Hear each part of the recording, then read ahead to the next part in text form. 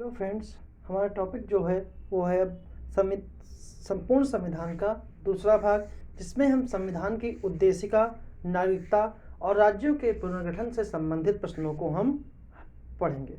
ठीक है, पहला हमारा प्रश्न है कि डॉक्टर भीमराव अंबेडकर ने प्रस्तावना को संविधान की आत्मा कहा है, और दूसरा कथन है कि ये सार्वभौमई बनाम यूनियन ऑफ इंडिया में उच्चतम न्यायालय ने प्रस्तावना को संविधान का अंग माना है।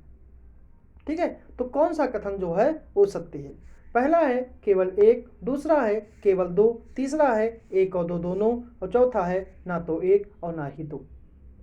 तो इसका सही जो आंसर है वो आपका है केवल दो। ठीक है, कि यह सार्वभौमई बनाम यूनियन ऑफ इंडिया में मामले में उच्चतम न्यायालय ने प्रस्तावना को संविधान का अंग माना है, जबकि भीमराव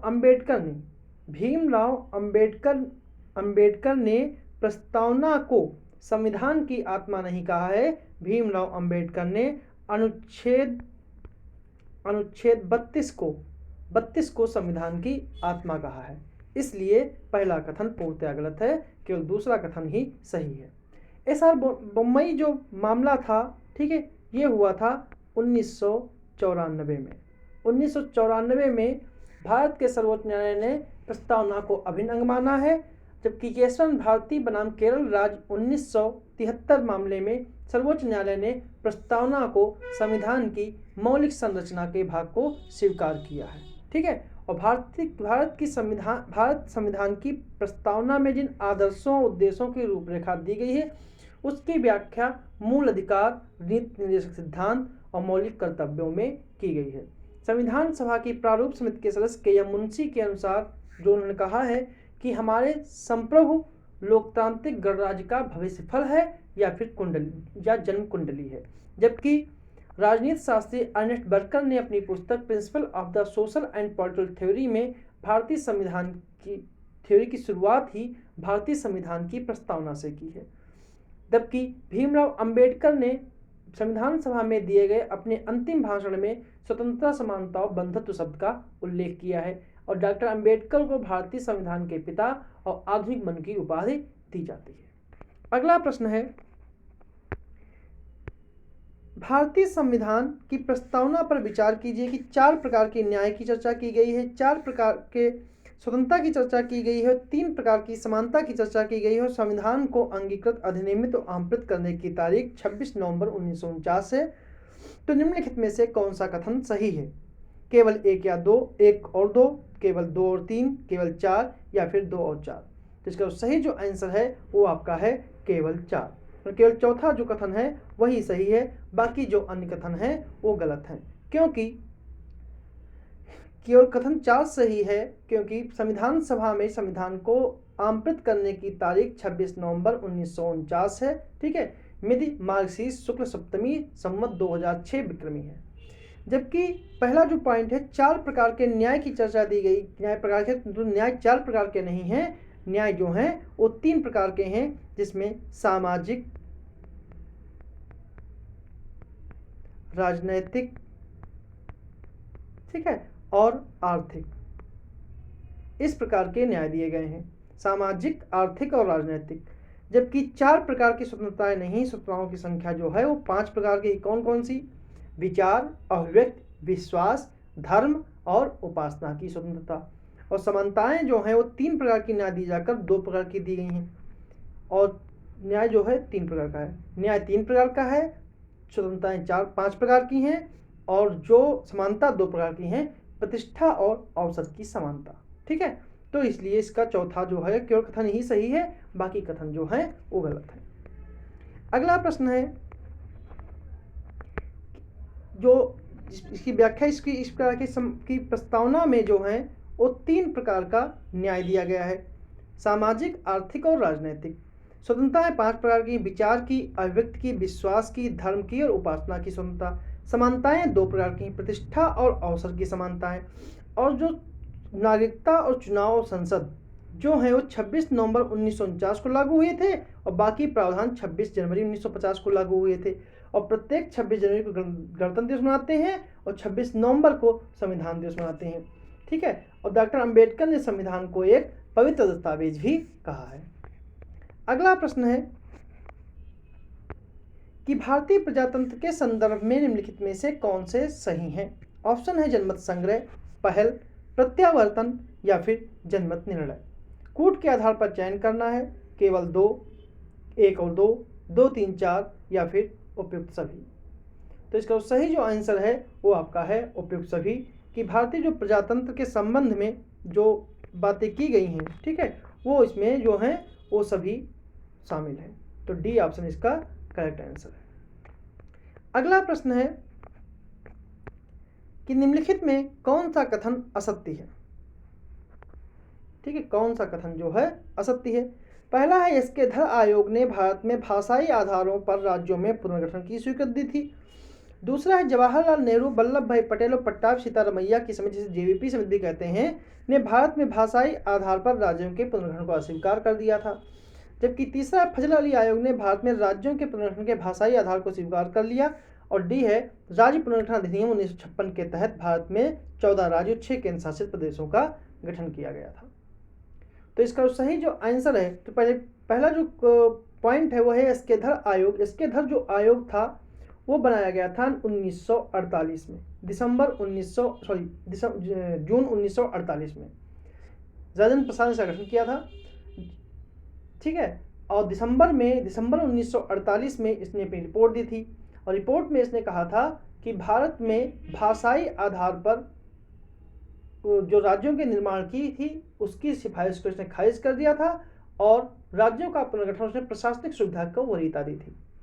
फिर 1948 में ही, दिसंबर 1948 में जवाहरलाल नेहरू और वल्लभ भाई पटेल और पट्टाभी सीतारमैया की समिति, जिसे जेवीपी कमेटी कहते हैं, इसने 19 अप्रैल 1949 में रिपोर्ट दी, और इसने भी भारत में राज्यों के पुनर्गठन के भाषाई आधार को अस्वीकार कर दिया।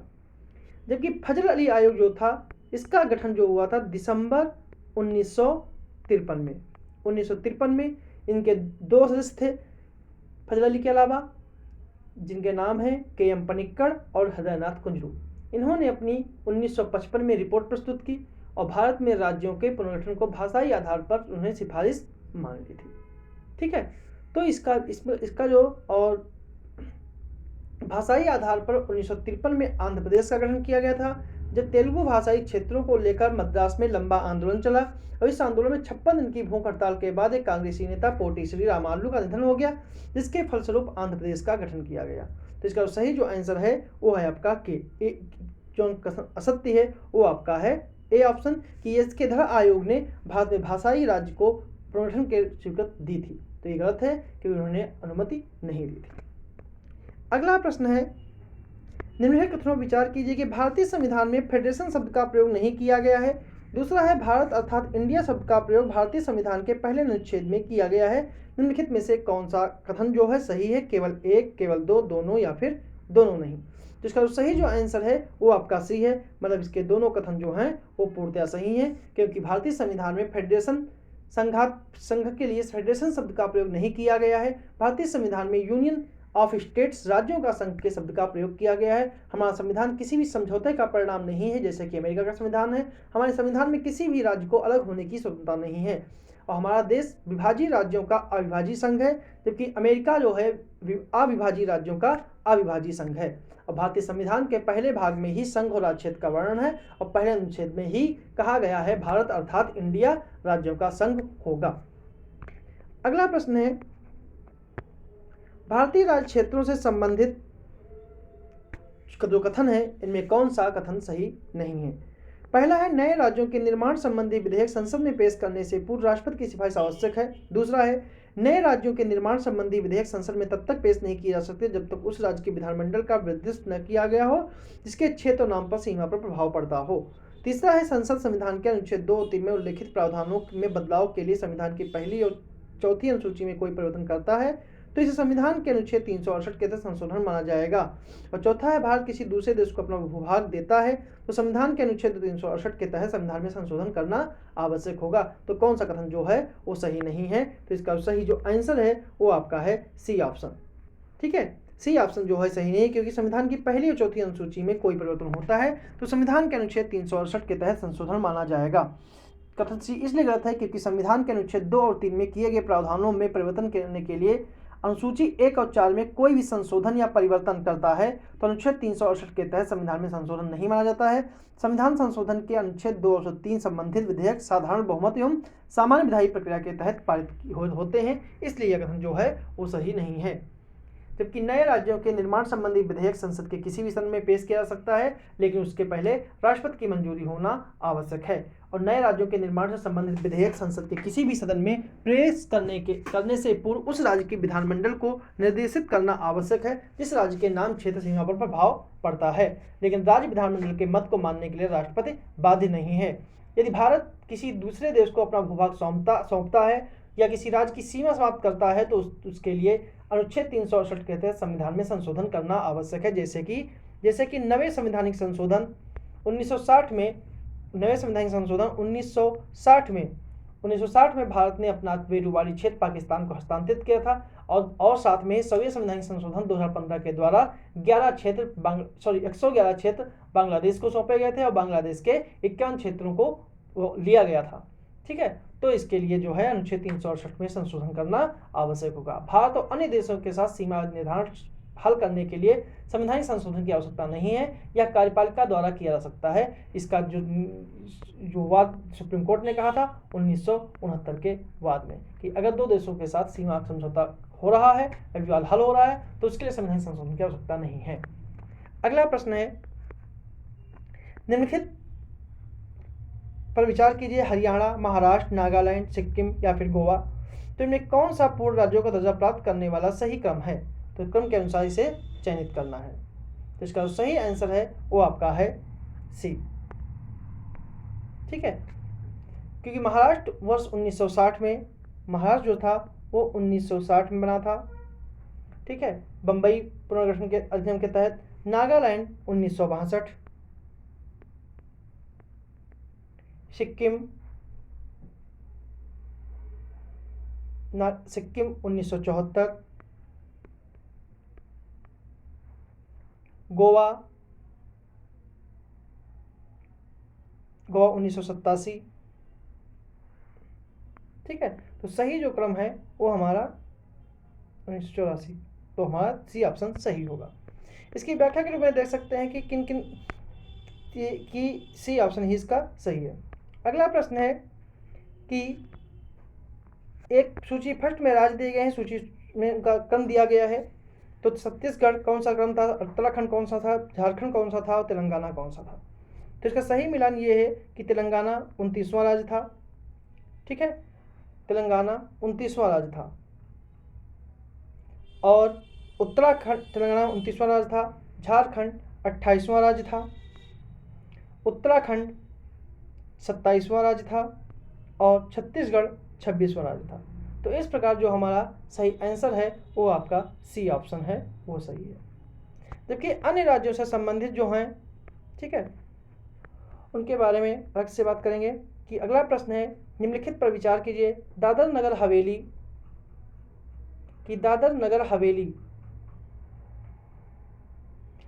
नगर हवेली में फ्रांसीसियों का शासन था और दूसरा है पांडिचेरी पुर्तगाल के अधीन था और पांडिचेरी 3 राज्यों में अवस्थित है। तो निम्नलिखित में से कौन सा कथन जो है वो सही है? ऑप्शन है केवल 1, केवल 2, 3, केवल 3 या फिर 1, 2, 3। तो इसका सही जो आंसर है वो आपका है केवल 1। केवल 1 जो है इसका सही आंसर है। ठीक है, क्योंकि संघ शासित प्रदेश पांडिचेरी 3 राज्यों में स्थित है। ठीक है, कौन सा कथन सही है? पांडिचेरी जो 3 राज्यों में स्थित है। ठीक है, पांडिचेरी 3 राज्यों में स्थित है, तमिलनाडु, आंध्र प्रदेश और केरल। दादर नगर हवेली जो है वो पुर्तगालियों के अधीन था, ना कि फ्रांसीसियों के अधीन था। ठीक है, और पांडिचेरी जो है, पांडिचेरी फ्रांस के अधीन था, ना कि पुर्तगाल के अधीन था। और पांडिचेरी 3 राज्यों में स्थित है। तो इसका सही जो आंसर है वो आपका सी ऑप्शन है, केवल 3। ठीक है, केवल 3 ही सही है। ठीक है, बाकी जो अन्य दो है पहला दूसरा वो गलत है, क्योंकि दादर नगर हवेली पुर्तगाल के अधीन था और पांडिचेरी जो था वो फ्रांसीसियों के अधीन था। ठीक है, दादर नगर हवेली को 1954 में 54 तक पुर्तगालियों के अधीन था। ठीक है, और 10वें संवैधानिक संशोधन 1961 के द्वारा इसे केंद्र शासित प्रदेश में परिवर्तित किया गया। और पांडिचेरी भी 1954 तक फ्रांस के अधीन था और 1954 में इसे फ्रांस ने भारत को सौंप दिया था और 14वें संवैधानिक संशोधन के तहत इसे संघ शासित में शामिल किया गया। और गोवा दमन द्वीप पर पुर्तगालियों का अधिकार था और 1961 में भारत ने पुलिस कार्रवाई करके, ठीक है, इसको अधिग्रहित कर लिया। और 12वें संवैधानिक संशोधन 1962 के द्वारा गोवा को के संघ शासित प्रदेश में बदल दिया और 56वें संवैधानिक संशोधन के द्वारा दमन द्वीप को गोवा से अलग कर दिया गया और गोवा को 1987 में पूर्ण राज्य का दर्जा दे दिया गया। अगला प्रश्न है, संवैधानिक संशोधन 1956 के से पूर्व भारत के राज्यों को 4 भागों में विभाजित किया गया था। अंडमान निकोबार द्वीप समूह को निम्नलिखित में से किस समूह भाग में रखा गया था? भाग का, भाग खा, भाग गा या भाग घा? इसका सही जो आंसर है वो है आपका डी ऑप्शन, भाग घा में रखा गया था। भाग घा में केवल अंडमान निकोबार को शामिल किया गया था। राज्य पुनर्गठन अधिनियम और 7वें संवैधानिक संशोधन 1956 के द्वारा जो 4 प्रकार के राज्यों थे उनको समाप्त करके समाप्त कर दिया गया था। अगला प्रश्न है, भारत का संविधान संसार का सबसे बड़ा लिखित संविधान है, इसके बारे में कौन सा कथन सही नहीं है? पहला है, भारत का संविधान संघ एवं राज्यों का एकल संविधान है। संविधान सभा में कानून विशेषज्ञों का प्रभुत्व था। इसमें विभिन्न देशी रियासतों के प्रचलित कानूनों को स्थान दिया गया और भारत के संविधान पर भारत शासन अधिनियम 1935 का प्रभाव रहा है।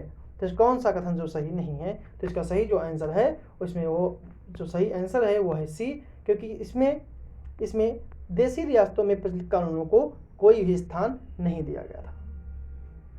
अगला प्रश्न है कि निम्नलिखित कथनों पर विचार कीजिए कि भारत की शासन प्रणाली संसदीय एवं अध्यक्षीय शासन प्रणाली का समन्वय है। अध्यक्षीय शासन प्रणाली का आधारभूत तत्व संविधान की कठोरता है और तीसरा है संसदीय शासन प्रणाली में सामूहिक उत्तरदायित्व का सिद्धांत पाया जाता है। तो निम्नलिखित में से कौन सा कथन जो है वो सत्य है? केवल एक और दो दोनों, केवल 3 या फिर 2 और 3? तो इसका जो सही जो आंसर है वो आपका है सी ऑप्शन, केवल 3 ही इसका जो है वो सही आंसर है। बाकी जो पहला दूसरा है वो गलत है कि भारत की शासन प्रणाली संसदीय और अध्यक्षीय प्रणाली का समन्वय नहीं है। भारत की शासन प्रणाली केवल संसदीय है और अध्यक्षीय शासन के प्रणाली का आधारभूत तत्व संविधान की कठोरता होता है, तो ऐसा नहीं है। ठीक है, कि अध्यक्षतम शासन प्रणाली अमेरिका में पाई गई है। इस शासन प्रणाली का आधारभूत तत्व एकल कार्यपालिका होता है। इसमें राज्य और सरकार का प्रमुख राष्ट्रपति ही होता है। राष्ट्रपति अपनी मंत्रिपरिषद का चयन स्वयं अपने विवेक के आधार पर करता है। इस प्रणाली में शक्ति का पृथक्करण का सिद्धांत पाया जाता है, अर्थात कार्यपालिका, न्यायपालिका और न्यायपालिका का अधिकार क्षेत्र अलग अलग होते हैं। इस प्रणाली में राष्ट्रपति का कार्यकाल निश्चित होता है और इससे पहले राष्ट्रपति को हटाया नहीं जा सकता। अगला प्रश्न है, गणतांत्रिक प्रणाली के विषय में निम्नलिखित में से कौन सा कथन असत्य है? पहला है कि ब्रिटेन में गणतांत्रिक व्यवस्था को नहीं अपनाया गया है। दूसरा है, गणतांत्रिक प्रणाली में राज्य का प्रमुख वंशानुगत नहीं होता है। तीसरा है कि भारत में राष्ट्रपति का चुनाव जनता के द्वारा अप्रत्यक्ष विधि से किया जाता है, या उपरोक्त में से कोई नहीं। तो इसका सही जो आंसर है वो आपका है कि कोई कथन जो है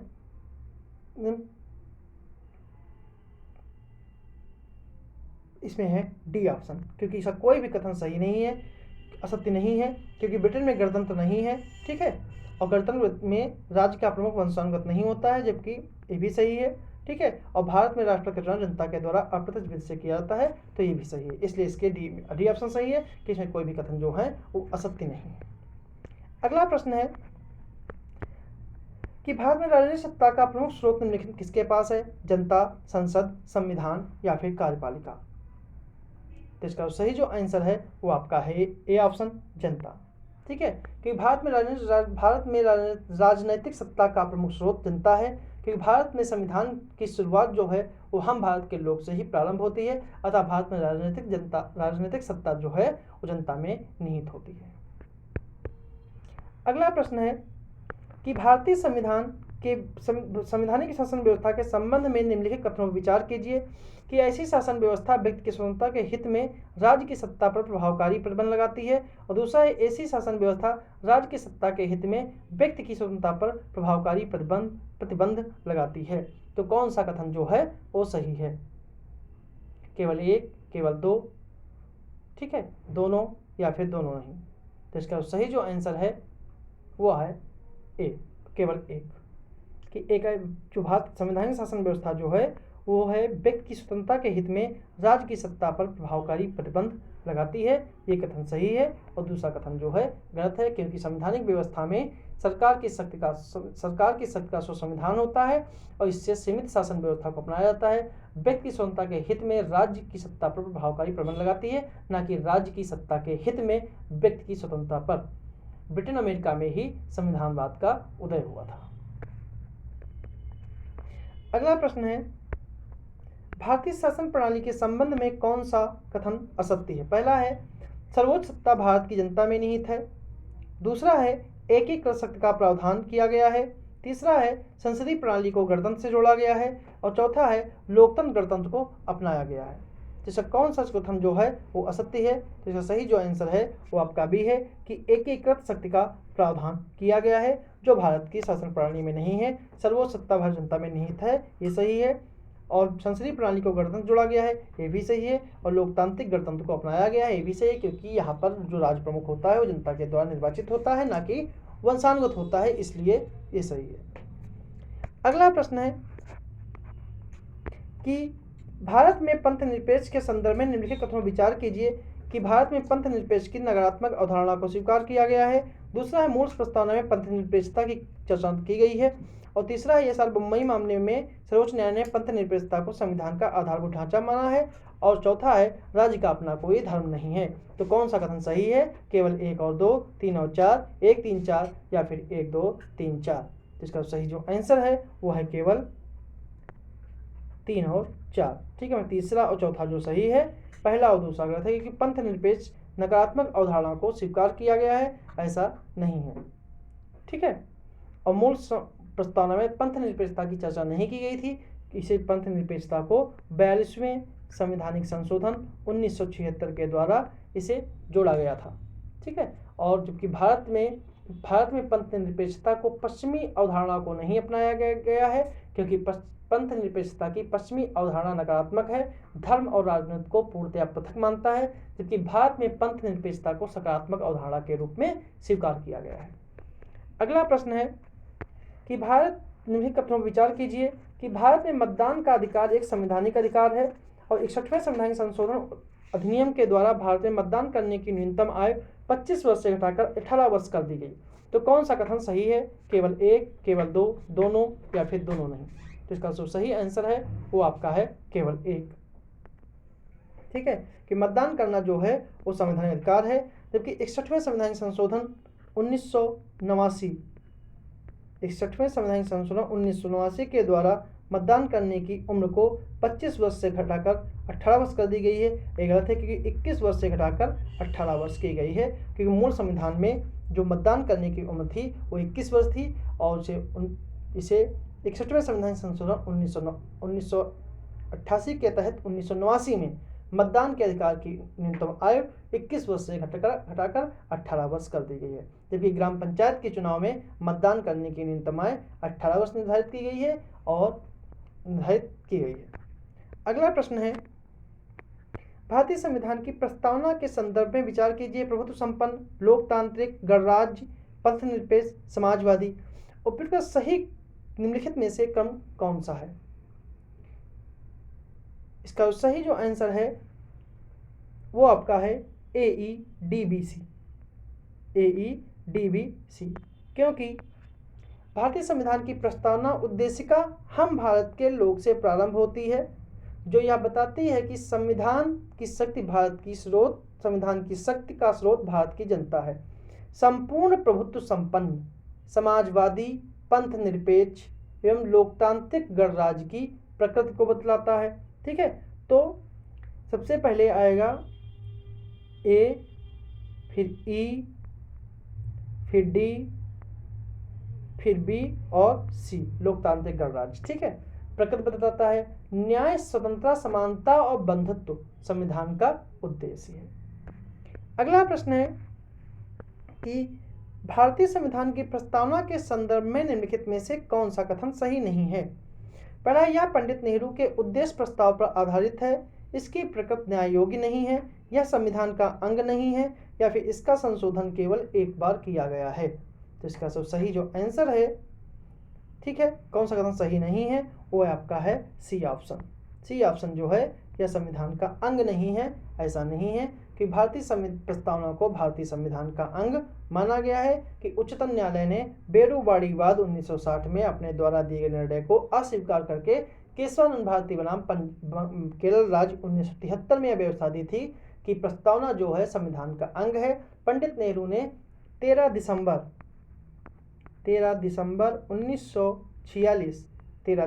1946 को उद्देश्य प्रस्ताव रखा था, जिसे संविधान सभा ने 22 जनवरी 1947 को स्वीकार कर लिया था और यही आगे चलकर संविधान की उद्देशिका बनी। उद्देशिका गैर न्यायिक है, अर्थात इसकी प्रकृति न्याययोग नहीं है, इसे न्यायालय में चुनौती नहीं दी जा सकती। लेकिन केशवानंद भारती में कहा गया था कि इसकी मूल विशेषताओं में संशोधन नहीं किया जा सकता है। अभी तक प्रस्तावना में केवल एक बार संशोधन हुआ है, 42वें संवैधानिक संशोधन 1976 के द्वारा, जिसमें समाजवादी निरपेक्ष, पंथ निरपेक्ष और अखंडता शब्द को जोड़ा गया था। सबसे पहले अमेरिकी संविधान में प्रस्तावना को शामिल किया गया था और भारतीय संविधान की प्रस्तावना में समानता, स्वतंत्रता, बंधुता का आदर्श जो है वो फ्रांस के संविधान से लिया गया है।